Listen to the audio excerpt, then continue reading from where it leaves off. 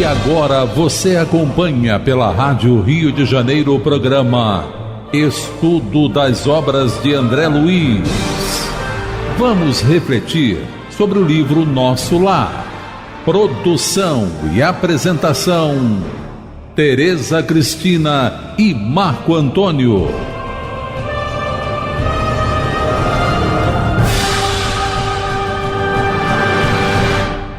Amigos ouvintes da emissora da Fraternidade, Rádio Rio de Janeiro, a emissora que toda a família pode ouvir. Agora eu falo, às vezes eu esqueço, mas é isso. E pode mesmo, viu? São programações muito boas, que nos esclarecem sobre a vida, nos dão momentos de paz, enquanto a gente vive com tantas notícias só de violência, de guerra, né? Então a rádio é essa boia de salvação nesse mar de informações de violência, vamos dizer assim, né? A Rádio Rio de Janeiro é uma boia de salvação que a gente pode segurar nela. Bom, então estamos aqui dando continuidade ao estudo da vida no mundo espiritual através da obra Nosso Lar. Obra que foi ditada pelo Espírito André Luiz e que foi psicografada pelas mãos abençoadas do missionário Francisco Cândido Xavier. Olá, caros ouvintes da Rádio Rio de Janeiro. Vamos iniciar o nosso estudo. Estamos no capítulo 38, o caso Tobias. Vamos relembrar que o André Luiz, após o 3º dia de trabalho, ao entardecer, foi convidado para visitar a casa do companheiro de trabalho Tobias, não é? E a gente comentou no programa passado que todas essas lições e aprendizado que o André Luiz está fazendo, com certeza foram programadas para que ele, né, pela providência divina, para que ele recebesse novas informações, novos conceitos acerca da vida, para quando ele tivesse que enfrentar o retorno ao seu lar terreno. Porque, com certeza, como a maioria de nós já sabemos, ele vai encontrar o lar terreno modificado em alguns aspectos. E isso vai chocá-lo bastante. A gente comentou também que, por essa época, os conceitos sobre relacionamentos afetivos, casamento, eram muito mais rígidos, eram muito mais complicados, né? Até para se conversar, eram visões, vamos dizer assim, um tanto quanto, para a época, né, machistas. O homem tinha a opinião dele formada sobre relacionamentos e ninguém mexia. Né? Hoje em dia, graças a Deus, seguindo Jesus, que foi o primeiro feminista da história, a mulher é um pouco mais valorizada. Na época em que esse livro foi lançado, pela maioria dos homens, não. Então, a gente vê mesmo pelo relato do próprio André Luiz, do comportamento dele enquanto pai de família, não é? Que desencarnou de sífilis porque frequentava certos lugares, né, mais complicados. Então, nós comentávamos isso e agora nós vamos dar continuidade à leitura para ver qual é o ensinamento, qual é a lição agora nova que o André Luiz vai aprender. No último capítulo, ele aprendeu sobre o pensamento, essa força viva que, bem direcionado, nos leva para o céu e mal direcionado nos leva para o inferno, né? Nas palavras da mentora veneranda. Então vamos continuar. Nós estamos no parágrafo 2 do capítulo 38. Então ele chegou lá na casa do Tobias. Logo de entrada, apresentou-me 2 senhoras, uma já idosa e outra bordejando a madureza. Esclareceu que esta era sua esposa e aquela irmã, Luciana e Hilda, afáveis e delicadas, primaram em gentilezas. Então ele chegou lá na casa do Tobias, duas senhoras, uma bem mais com mais idade e a outra numa idade madura, e apresentou. Uma era esposa e a outra era irmã, e todas muito simpáticas. Só um detalhe, e vez por outra a gente vê isso, ele está falando que primaram em gentilezas, afáveis e delicadas. Está falando aqui da Luciana, da mãe, da irmã e da esposa, aliás, mãe não, desculpa, da irmã e da esposa, do Tobias, que é outro que é também educado e gentil. Já vimos o Lísias, o Clarencio, né? Então, a Dona Laura. Então, são convívios que vão vir mais personagens. O André Luiz está convivendo só com pessoas o relacionamento dele com pessoas desse comportamento, afáveis, educadas, delicadas. Então, é o princípio que rege na colônia, a necessidade, por isso a colônia tem aquela ambientação. Isso também é um ensinamento para nós, porque isso tem que começar de nós. Às vezes a gente reclama na nossa casa, não é? Principalmente na família, onde os espíritos nos dizem que estão os inimigos queridos, né? Porque como é que a gente vai perdoar um aqui e um lá na China, lá em Xangai, Hong Kong? Não dá. Bem que hoje tem internet, mas mesmo assim a gente não liga o computador. Então a gente reencarna junto, né? O projeto de Deus é esse. Família, até há um tempo atrás, houve uma campanha na Comerge, né, Tereza? Família, aperte esse laço. Há bastante tempo. Há bastante tempo, um bom tempo atrás. Então, então a gente enfatizar esse detalhe, esse comportamento dos personagens que circundam aqui onde o André Luiz está trabalhando. E a gente vai encontrar isso mais para frente. Dá necessidade, é um aprendizado para nós. Tem que começar conosco, não é? Isso aí. Isso. Reunidos na formosa biblioteca de Tobias, examinamos volumes maravilhosos na encadernação e no conteúdo espiritual. Então, uma casa, como algumas casas antigas, né, existiam e ainda existem na Terra, que tem bibliotecas. Apesar que hoje, né, em século XXI, as bibliotecas se transformaram em chips pequenininhos, não é? Que ficam armazenados todos os conhecimentos. Então, as bibliotecas diminuíram de tamanho e cabem agora num computador, no notebook, não é? Muitas das vezes até no celular, com grande capacidade. Então, mas lá na casa do seu Tobias, na década de final de 30, começo de 40, ainda havia uma biblioteca e ele ficou maravilhado, né? Mostrando que realmente ele era um médico pesquisador. Porque senão ele tinha gostado de outro lugar. Se ele fosse um cozinheiro, ele tinha gostado talvez da cozinha da Dona Hilda, mas ele gostou foi da biblioteca. Ele relata para nós. Então, ele está falando volumes maravilhosos, encadernação. Ele está mostrando também que lá no Tobias a biblioteca existe e não existe para enfeitar, com certeza. Não. Com certeza ele estuda, ele lê. É por isso que ele está mostrando para a gente, também aqui, o ensinamento, a necessidade sempre do estudo, gente, sempre. Esse que vos fala é muito preguiçoso para estudar, mas a gente tem que lutar, a gente tem que vencer. Eu tenho que ler alguma coisa, tem que ler. Que a gente faça um desafio para nós mesmos de uma leitura edificante, pelo menos uma vez por semana, que seja, né? Não sei, às vezes. Então, o esforço que passa, porque há necessidade disso. E não só a leitura dos livros espíritas, religiosos, seja que religião for, mas o estudo realmente. O estudo nos capacita, nos desenvolve. O espírito, ele tem que saber tudo. A necessidade do estudo se faz constante, né? Olha, pergunta 898 do Livro dos Espíritos.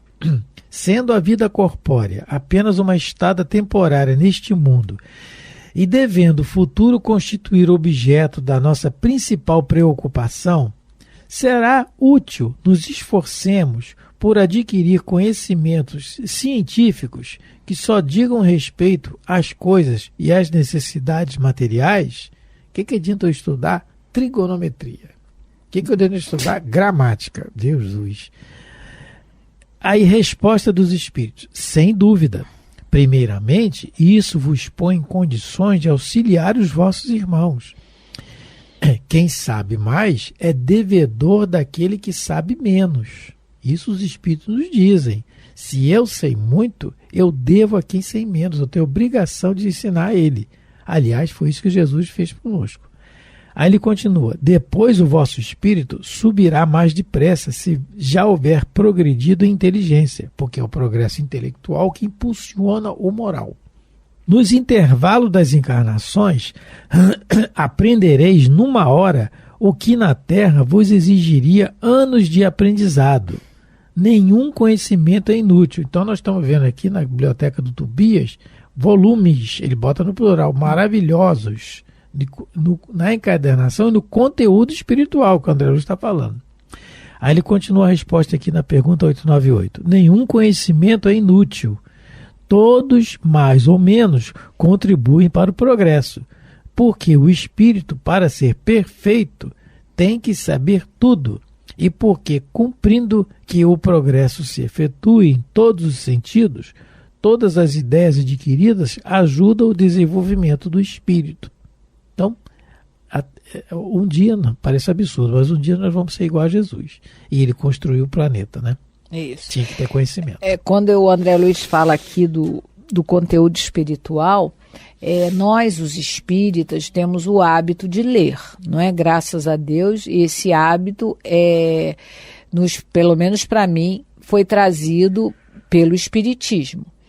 Então mas nós devemos ter muito cuidado com o conteúdo espiritual da obra espírita. Uma vez eu vi um livro chamado Forró no Umbral. Esse livro, eu espero que ele não esteja mais sendo vendido. Esse livro falava de uma reunião no mundo espiritual em que antes que o espírito ia dar um espírito elevado ia dar uma comunicação. Mas está todo mundo no umbral, mas antes desse espírito falar, algumas dançarinas iriam dançar, imagina, né? Iriam dançar para alegrar aquelas pessoas que estavam naquela situação muito inferior. Aí a gente vê que o quanto o estudo faz falta, o quanto o estudo da obra básica e das obras complementares, né, de Chico Xavier, através de Emmanuel, e de André Luiz, fazem falta. Como é que a gente... nenhuma obra séria fala de dançarina dançando para distrair antes de um espírito elevado vir dar uma comunicação, vir dar o apoio. Então, alguém se equivocou na mensagem. Ou foi o espírito que passou a mensagem errada, ou o médium que botou o que quis botar. Porque não pode, não é? Só pelo título porque ele fala aqui da encadernação, né? Só pelo título na capa a gente pode ver que, né, já pode mais ou menos imaginar o conteúdo daquela obra. Então, nós, os espíritas, temos que ter muito cuidado, ainda mais que de uns anos para cá, né, o espiritismo, ele foi para a mídia, vamos dizer assim, né? As pessoas começaram a se indagar sobre o espiritismo, a curiosidade aumentou, a busca, não é, para resolver certos problemas que o materialismo não consegue resolver, aumentou muito essa busca e muitos médiuns, vamos dizer assim, gananciosos, resolveram escrever livros, assim, sabe, com conteúdo espiritual muito, vamos dizer assim, básico, para não dizer inferior. Uma coisa assim, não é? Escutaram uma vez a esposa do escritor Monteiro Lobato, dizendo que porque um médium no movimento espírita estava dizendo que estava recebendo, né, mensagens de Monteiro Lobato. E a esposa dele leu a obra, ou leu o escrito, né, a mensagem, e falou: olha, se esse é meu marido, ele ficou burro depois que morreu. Porque não é possível, né? Então a gente, por esse exemplo, a gente imagina o que não acontece, infelizmente, com pessoas, né, mais equivocadas, infelizmente ainda, nesses assuntos, o quanto de livros sem um conteúdo espiritual elevado são botados no mercado. A gente tem que ter muito cuidado. E o que vai nos ajudar a compreender que o livro não tem um bom conteúdo? É o estudo. É o que a obra básica nos diz. Aí, se a gente tem estudado, tem isso na mente, quando a gente lê alguma coisa que diverge, não, isso aí não faz sentido. Não pode ser assim. Não é isso que Allan Kardec, que os espíritos disseram a Allan Kardec. Então, o estudo faz, e até o que a gente ouve, não é? Muitas das vezes, o que a gente escuta em palestra, nos estudos, vão nos ajudar a saber tomar decisões acertadas quando a gente vê coisas erradas. Quando Jesus falou, né, que haveriam muitos falsos profetas, ele estava se referindo, né, muitas das vezes, hoje em dia, ao que se escreve lá nas redes sociais. Todo mundo sabe de tudo, todo mundo coloca o que quer da sua cabeça e acha que no caso de nós, os espíritas, acha que é espíritos superiores mandando notícias. E se a gente não tem um estudo sério do espiritismo, a gente embarca numa furada rápido.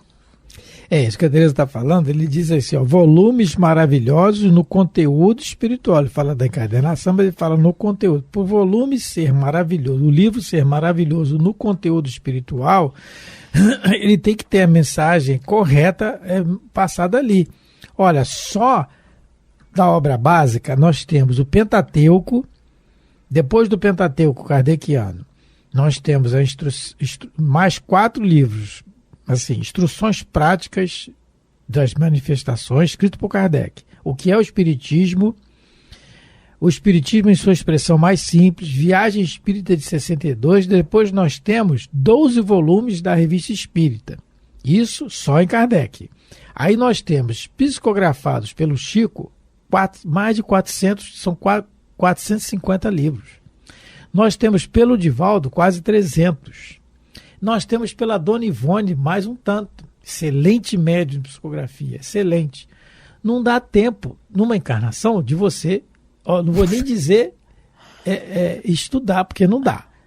Se você for um gênio, realmente. Para ler fica difícil. Para ler já fica difícil, só se você não fizer nada na vida, só isso, né? Então, fica difícil. São mais de 1000 obras, 450 com 300, com mais, vai dar quase 1000. Fora, com a Dona Ivone vai dar mais de 1000.